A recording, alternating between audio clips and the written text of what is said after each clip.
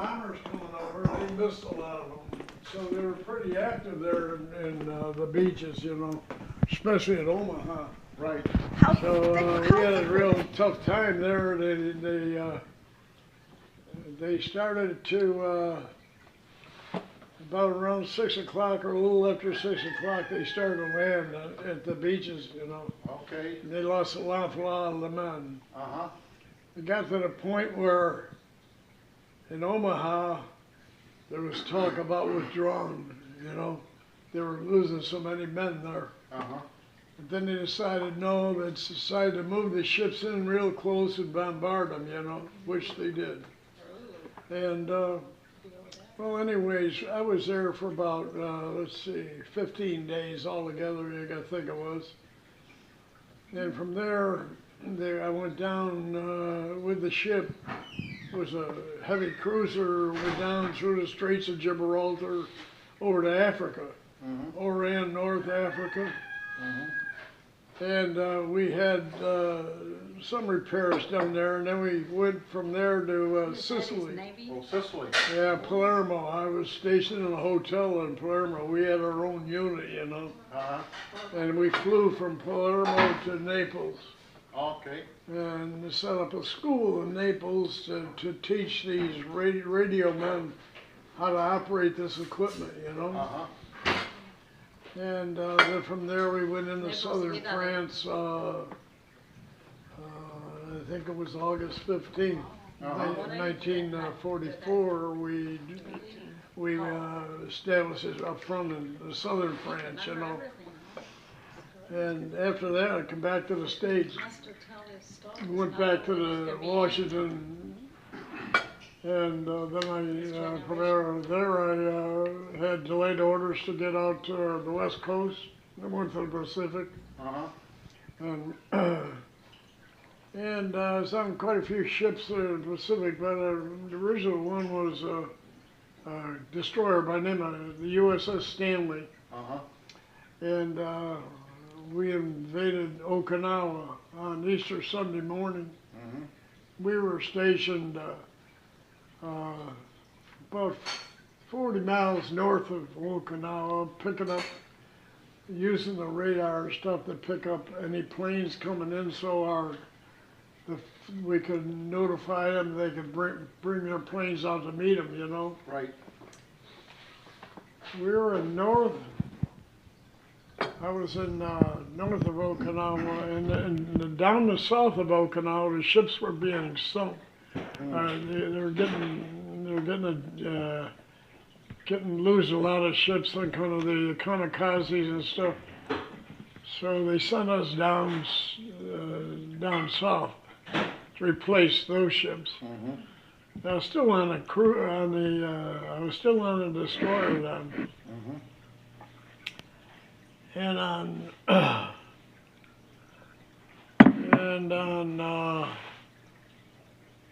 the 12th of April in 1945, we got hit by suicide planes, you know. Kamikazes. We had fought them off before that, but we got hit twice. One went right through the bow. It was what they called a baka bomb. It was a guy sitting in he was sitting on top of a TNT, really, you know. All right. A small plane. That's right. Yeah. And it went right through. It was going so fast that it went right through the bow of our ship before it exploded on the other side. And there wasn't any stanchions. It hit in the right place because there wasn't any stanchions there that could hit. Well, you were very lucky. You were lucky there. Back. It was back another 30 yards. It would have sunk the ship. Sure, sure. And then we got hit by a couple of them in the but they pulled into a place called Camarava, which was where they repaired the ships, you know. And we got off of there and we went on different ships from there. I was actually on my service I was on 13 ships. 13 ships. And we used to carry our own wrecker ship. And Then we got after Okinawa, we went into Saipan, and we flew from Saipan to Hawaii. Okay, So when the war ended, I was in Hawaii. in Hawaii. Yeah, so that was pretty good. How thick were those bunkers in the bunkers back in D-Day? With the bunkers, how thick were they? Like 7. Oh, some of them were 18 foot thick or so, you know, just couldn't penetrate them. And then the Germans had those good guns. And that ship that sunk a half mile A from lot you, of ships were pretty much ships. but you had to pick up people out of the Oh. water. Well, we used to pick up any sailors or so we pick up would bury at sea. Any airmen we picked up, we put on ice, put them in the cooler, bring them back to Southampton when we went back for ammunition, and they'd be taken off there. You know, you couldn't bury them at sea. You took them back to England. Oh. So a sailor gets buried at sea. Huh? A sailor gets buried at sea. So now, of the places you visited, which were Palermo, Yeah, Palermo, Sicily, Naples, Italy, Saipan, Naples, Italy. and you were on shore, which one did you like the best? Well, I wasn't in Palermo that long, but our unit had a rating where we could do anything, you know. Like when we went to England, when we left, first went over, we went to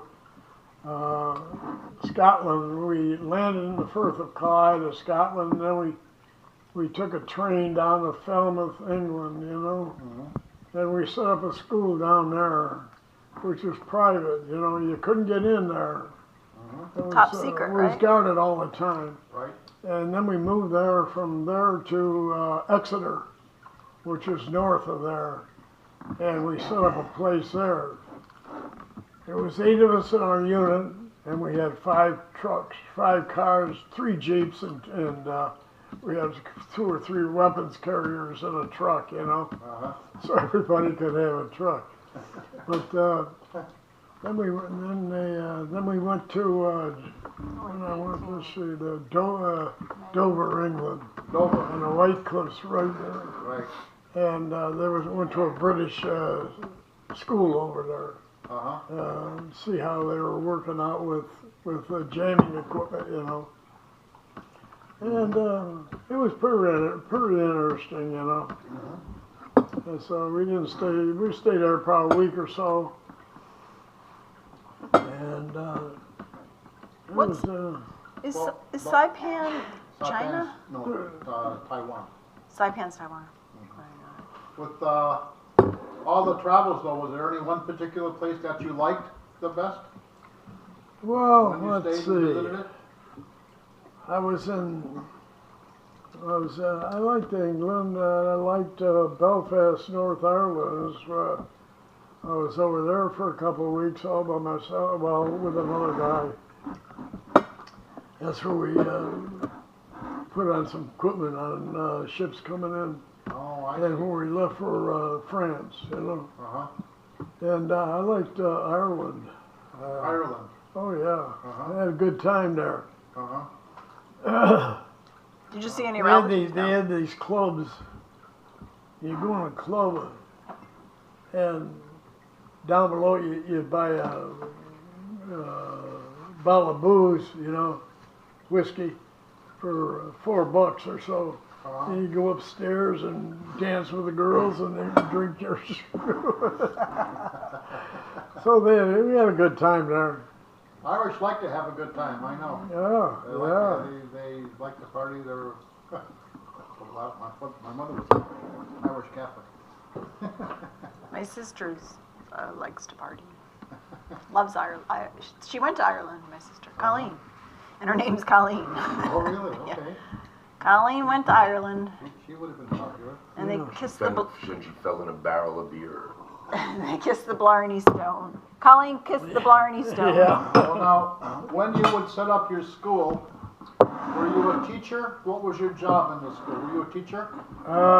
We were instructors, and we had 2 technicians and 3 instructors, you know, and I was one of the instructors. And we'd bring these guys in and teach them how to operate the equipment and stuff, you know. Oh yeah. And the technical part of it would be taught by a technician, you know. What Dennis's wife wanted to know. You said that you were going through Ireland and you had some top secret papers on you or something. And you were some papers. You were carrying some papers, something through Ireland, and you had to be. She said that she thought that you said something about carrying some papers and running from people or something. No, when I was in Ireland, I was in Belfast. I was only about 10 miles from my dad's in-laws, his sister and my cousins. And I met this girl there, and she ran an ice cream place. And she made arrangements, she had arrangements that they would sneak me across, go down and see my in-laws, and then sneak me back. But the only trouble was, in the unit I was in, like, if you ever got caught, they'd hold you and turn you to the end of the war, and then you get court-martialed, you know, so I didn't do it. Sure. Yeah. Well, now, when you were an instructor at the school, Yeah. were you a very good instructor? Oh, yeah. You Yeah. were. Oh, yeah. How do you know that you were good? Well, I knew it was good because when I went through radar school, I was one of the 5 top men in the radar school. That's why I got to go to Washington. When I went to Naval Research in Washington, and when we got out of there, I had gone through that school and was really one of the top ones. You know, we had. Let's see. We broke up into units there, and we had a lieutenant commander, a captain, a warrant officer, and 2 technicians and 3 instructors. And we were scheduled to go to the Pacific. But right at the last minute, we got our orders changed to go to Europe, you know, which was lucky because the people that took our place and went out in the Pacific, they got bad. They got shot. They were put them in PBYs. They got shot down. A lot of them got killed. So we were lucky there, you know. Right, very lucky. So I dodged a bullet around there pretty good. So you were at 18 an instructor, Yeah. and when you were sent down to Washington, you said you were in the top 5.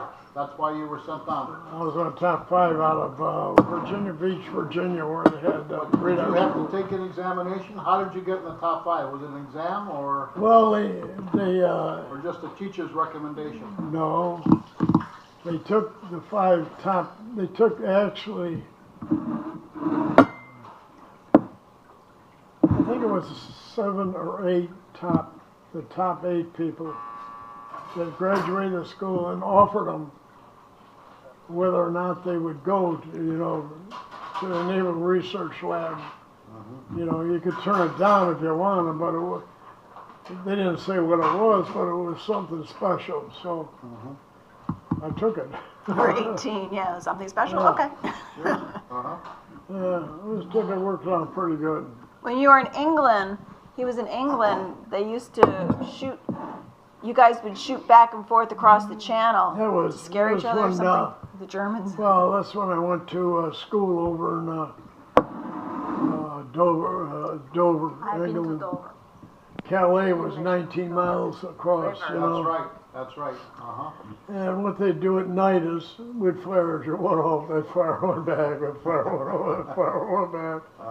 During the day, we dominated the place because we had an airfield there, and the Mustangs, mostly the Mustangs, would be head over to Calais during the day. They get about a mile from the coast and they turn back, you know.